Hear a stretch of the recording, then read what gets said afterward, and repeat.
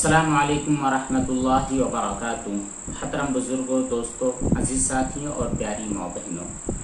आज की नशिस्त में हम ज़्यादा तो नहीं लेकिन इंशाअल्लाह 3 से 4 सवालों के जवाब ज़रूर देंगे। सबसे पहला सवाल हमारे एक साहब ने किया है। कहते हैं कि अस्सलामु अलैकुम, अगर गर्म बर्तन से जलने के बाद हमारे हाथ पर फोड़ा आ जाए तो ऐसी सूरत में उस फोड़े के अंदर जो पानी जम जाता है वो पानी पाक होता है या नापाक, क्योंकि वो ब्लड होता नहीं है और पीक भी होता नहीं है। ये मामला बहुत सारे लोगों के साथ होता है, काश्तकार लोगों के साथ होता है, या फिर कोई हेवी चीज़ हाथ में उठाने की वजह से भी हो जाते हैं, फोड़ा बन जाता है जिसमें पानी पैदा होता है। तो उनका कहना यह है कि ये जो पानी होता है जो कि ब्लड या पीक होता नहीं है तो वो भी नापाक होता है या फिर पाक होता है, और अगर नापाक होता है तो फिर उसकी तहारत का हुक्म क्या होगा। तो देखिए, आपके सवाल का जवाब ये है कि जिस्म में कोई भी फोड़ा हो, फुंसी हो, जिससे पीप निकले या खून निकले या फिर कोई यूं ही पानी निकले, तो ऐसी सूरत में वो पानी, ब्लड या फिर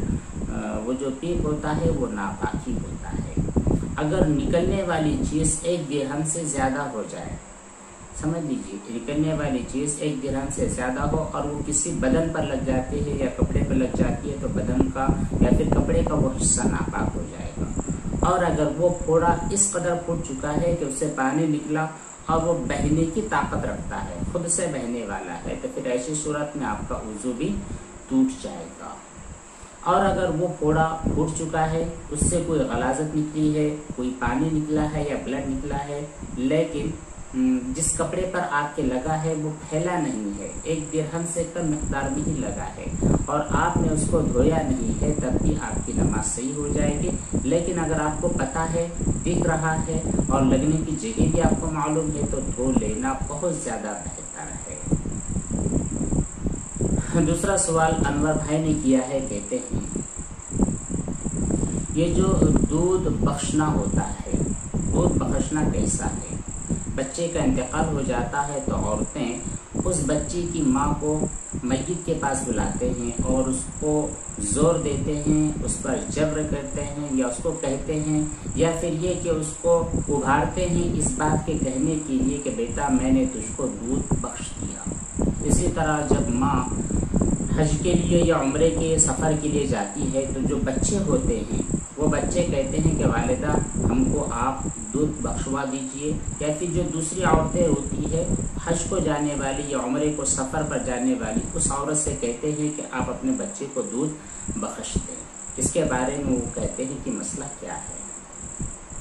देखिए, जो दूध बख्शवाने की जो रिवायत हमारे माशरे में चलती है ये बिल्कुल बेअसल है, बेबुनियाद है। कुरान और हदीस में इसका कोई भी सबूत नहीं है।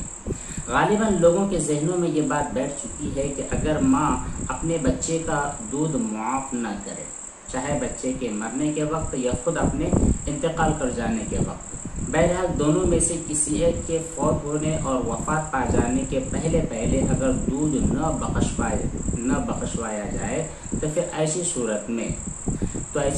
में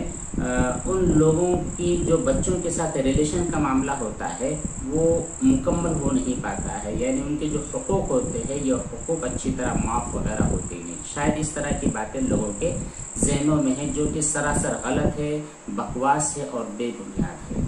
अगर आपके यहाँ पर इस तरह के रिवाज है तो फिर इस रिवाज को ख़त्म करवाना ज़रूरी होता है। हाँ, जब वालिदैन का इंतकाल हो रहा हो या फिर वालिदैन हज या उम्रे के लिए सफ़र पर जा रहे हों तो फिर बच्चों की जिम्मेदारी ये होती है कि वो अपने जो हुकूक वालिदैन के थे, वाक़तन हमसे कोताही हो जाती है, कमी हो जाती है, उनकी नाफरमानियाँ भी हो जाती है, तो अपनी गलतियों की माफ़ी मांग ले ताकि इंतकाल से पहले जो वालिदैन हैं अपने बच्चों को माफ़ कर दे और आखिरत में उनके ऊपर कोई अज़ाब ना हो और उनको सज़ा वगैरह न मिले। क्योंकि हज और उम्रे के सफ़र में भी कोई भरोसा नहीं होता है कि इंसान जाएगा, जिंदा आएगा भी या नहीं आएगा। तो हमेशा, वैसे तो सिर्फ ख़ास मौक़ों पर नहीं, बहुत सारे लोग डेज होते हैं, मदर डे होते हैं, फादर डे होते हैं, उसी दिन अपने वालिदैन से माफ़ी मांगते हैं, जो कि सरासर गलत है। वालिदैन से रोज़ाना आप माफ़ी मांगा करें, والدین کی روزانہ زیارت کیا کرے، والدین کی روزانہ خدمت کیا کرے، اللہ تبارک و تعالیٰ دنیا میں بھی اور آخرت میں اس کا ایسا بدلہ عطا فرمائے گا جس کا لوگ تصور بھی نہیں کر سکتے۔ خاص طور پر ایسے لوگ جن سے والدین کے حقوق ادا نہیں ہو پاتے ہیں، کبھی ان کی شان میں گستاخی ہو جاتی ہے، ایسے لوگ والدین سے ضرور بھی ضرور معافی مانگ لیا کریں۔ اب تیسرا سوال ہے، انہوں نے انٹرنیٹ کے سلسلے میں ایک سوال کیا ہے، سوال کافی طویل ہے۔ کہتے ہیں کہ مفتی صاحب میں لیڈز جنریٹ کرنے کا کام کرتا ہوں، اس میں ہوتا یہ ہے کہ ہم انٹرنیٹ سے ویورشپ، آڈینس اور ٹریفک لاتے ہیں۔ مثال کے طور پر ابھی کوئی ایپ پیدا ہوا ہے، کوئی ایپ ڈیولپ ہوا ہے، تو اس ایپ کو زیادہ سے زیادہ لوگوں تک پھیلانے کے لیے ہم اپنے فیس بک پر ہوتے ہیں، انسٹاگرام پر اور بھی جو دیگر سوشل میڈیا کے پلیٹ فارم ہے، وہاں پر ہم اس ایپ کی خصوصیات لکھ دیتے ہیں اور اس ایپ کو یوز کرنے کے فوائد بتلا دیتے ہیں، اور استعمال کرنے کی وجہ سے، انسٹال کرنے کی وجہ سے یا ریفر کرنے کی وجہ سے کچھ ریوارڈز وغیرہ پوائنٹس دیتے ہیں۔ تو ایسی صورت میں ہمارا یہ ایپ جو ہم ڈیولپ کرتے ہیں وہ پھیل جاتا ہے، اور سائن اپ وغیرہ کرنے کی وجہ سے ہمیں کچھ کمیشن ملتا ہے، تو یہ کمیشن لینا ہمارے لیے حلال ہوگا یا پھر حلال نہیں ہوگا؟ دیکھیے، آپ نے جو ویورشپ کے بارے میں کہا ہے، یہاں پر دھوکہ دہی سے بچنا ضروری ہے۔ ابھی آج صبح کی بات ہے کہ ایک ٹیب لینے کی ضرورت تھی، ہم نے اس ٹیب کو دیکھا اور جو فلپکارٹ ہے، امیزون ہے، وہاں پر ان کو چیک کیا تو ان کا جو ریٹ ہے بہت کم بتلایا گیا۔ دماغ چکرایا گیا کہ جو چیز دیگر کمپنیوں کی 30,000 40,000 روپے میں ملتی ہے، وہی چیز یا پھر اسی کی کاپی یا اسی کے جیسی ملتی جلتی چیز کوئی کمپنی صرف 5-7 ہزار روپے میں دے رہی ہے۔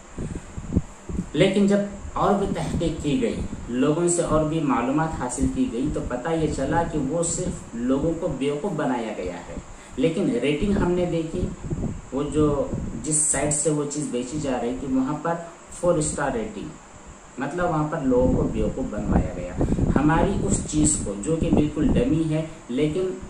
فلیش میں لانے کے لیے، اس کی جو سیل ہے وہ بڑھانے کے لیے لوگوں کو یہ ویورشپ زبردستی لائے گی۔ مطلب یہ ہے کہ لوگوں کو زبردستی کہا گیا کہ آپ اس چیز کو خریدو نہ خریدو یہ الگ چیز ہے، لیکن ریٹنگ دیجیے، اس کے بارے میں بہترین سے بہترین باتیں آپ بتلائیے۔ تو بہترین باتیں بتلائی، ایسی بکواس اور ایک دم بنڈل چیز جس کو کوئی استعمال کرنے کا تصور بھی نہیں کر سکتا، لیکن 4 اسٹار ریٹنگ آپ دیکھیے۔ اس طرح کا اگر کچھ معاملہ ہوتا ہے تو یہ سراسر غلط ہے، دھوکہ ہے، اسی کو بیع نجش کہا گیا ہے شریعت میں۔ اگر آپ یہ لیڈز جنریشن کا کام کرتے ہیں تو ایسی صورت میں آپ کے لیے ضروری ہے کہ جو بھی کام آپ کر رہے ہیں یا پھر آپ کے ایپ یا پھر جو بھی ویب سائٹ کو آپ نے ڈیزائن کیا ہے اس کی ریچ بڑھانا چاہتے ہیں تو بالکل جینوئن طریقے سے ہونی چاہیے، اس میں دھوکہ نہیں ہونا چاہیے، غبن نہیں ہونا چاہیے، یا پھر اس کی جو کوالٹیز اور اس کی جو فیسلٹیز ہے اتنے ہی بتلائے جانے چاہیے جو کہ واقعتاً ہے، اور اسی کے ساتھ ساتھ اگر اس میں کچھ خرابی ہے، کچھ مائنس پوائنٹ ہے تو اس مائنس پوائنٹ کا اظہار بھی کر دینا آپ کے لیے ضروری ہوگا، ورنہ بس اپنے فائدے کے لیے یا پھر کسی کمپنی کی گروتھ کے لیے یا کسی ایپ کے زیادہ پھیلنے کے لیے، اس کے زیادہ پروموشن کے لیے اگر ہم غلط بیانی کرتے ہیں، دھوکہ دیتے ہیں یا پھر غلط طریقے سے گیمبلنگ کے ذریعے وہاں پر ویورشپ بڑھاتے ہیں تو پھر یہ دھوکہ دہی کے زمرے میں آتا ہے جس کے اوپر گناہ بھی ملتا ہے۔ اس لیے ضروری ہے کہ آپ جو بھی کام کر رہے ہیں بالکل صاف ستھرا کام کیجیے، اس کے اندر کوئی گیمبلنگ نہ ہو، اس کے اندر کوئی دھوکہ دہی وغیرہ نہ ہو۔ اب آخری اور چوتھا سوال ایک صاحبہ نے کیا ہے، کہتی ہیں السلام علیکم مفتی صاحب، ہمارے دل میں کسی نہ کسی بات کو لے کر نماز پڑھتے ہوئے یا قرآن پڑھتے ہوئے یا پھر کوئی بھی نئے کام کرتے ہوئے وہم پیدا ہو جاتا ہے، وساوس پیدا ہو جاتے ہیں جس کی وجہ سے دل ڈر جانے لگتا ہے، گھبراتا ہے، پھر بعد میں اس نیکی کی طرف دل مائل نہیں ہوتا ہے۔ اللہ تبارک و تعالیٰ میری پریشانی دور کرے۔ वाक़ईतन ये शैतान का बहुत बड़ा बहकावा है, ये शैतान का बहुत बड़ा वहम है। वो किसी न किसी तरह नौए इंसानी को, वो मखलूक़ात को, वो इंसानों को नेकियों से बहकाता है, नेकियों के कामों से रोकता है, बुरे कामों की तरफ आमादा करता है। बुरे जो काम होते हैं उनके रास्ते हमारे लिए आसान करता है, और जो नेकियों के काम होते हैं उनके रास्ते हम पर तंग कर देता है। हमें टेंशन होने लगता है, कुरान करीम की तिलावत में जी नहीं लगता है, नमाज में ख्यालात पैदा होते हैं, यहाँ तक कि एक वक्त आता है कि हम कहने लगते हैं कि यार नमाज न पढ़े यही बेहतर है, मैं बीमारी से और तकलीफ से तो बच जाऊंगी। तो इस तरह की चीज़ें शैतान हमारे ज़हन में डालता है। आपको इसका मुकाबला करना है। जब भी ऐसी बात आपके साथ पेश आए, फौरन आप ला हौला वला कुव्वता इल्ला बिल्लाहिल अलीय्यिल अज़ीम पढ़ दें और अल्लाह तबारक व तआला से खुसूसी दुआओं का एहतमाम करें। हम भी आपके लिए और हमारे जितने भी सामीन हैं, पूरी कायनात में बसने वाले तमाम लोगों के लिए दिल से दुआ को है। अल्लाह तबारक व तआला सबको चैन सुकून दुनिया व आखिरत में कामयाबी नसीब फरमाए। बस यही 4 सवालात हैं। इसके अलावा आपका और भी सवाल है, और एक सवाल के साथ बहुत सारी शिक़ें भी आपकी है जो आप आखिर में सवाल करने वाली खातून है। इंशाअल्लाह हम कल या फिर अगली नशिस्त में, अगली मजलिस में आपके सवाल को अच्छी तरह समझ लेंगे और उसके बारे में क्या जवाब देने चाहिए शादी वगैरह के ताल्लुक से, इंशाअल्लाह उसके जवाब देने की भरपूर कोशिश करेंगे। अस्सलामु अलैकुम व रहमतुल्लाहि व बरकातहू।